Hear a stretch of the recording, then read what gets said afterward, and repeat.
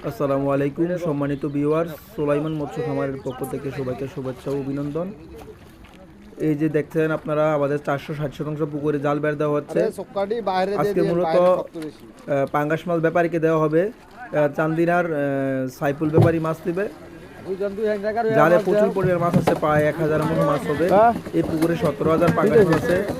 আমাদের আইডিয়া 17 থেকে 18টা লাগবে মন মাছ এখন তোলা হচ্ছে।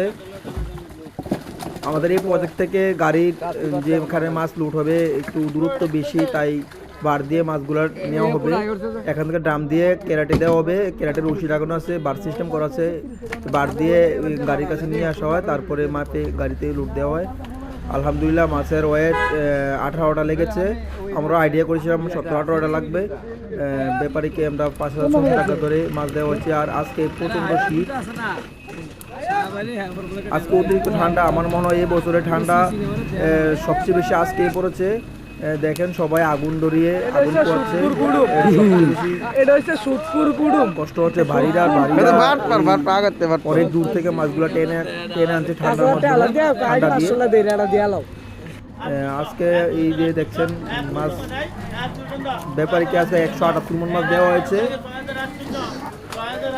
মাছ দেওয়ার পরে আমরা বাংলা মাছ নিয়ে আমরা দিঘিপার বাজার, আমাদের বাজার এটা দুর্গাপুর দিঘিপার ভাই মৎস্য ভারত, এটা আমাদের এখানে।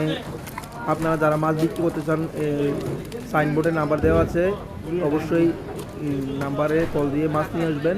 এখানে মাছের বাজারের রেট খুবই ভালো, অন্যান্য থেকে কুমিল্লা শহরের মধ্যে এই বাজারটা সবার আগে বসে, যার কারণে এই বাজারের তেলাপিয়া, পুকুর তেলাপিয়া, এই দেখছেন পুকুর তেলাপিয়া 2 কেজির উপরে আছে। আলহামদুলিল্লাহ 7,000 টাকা করে।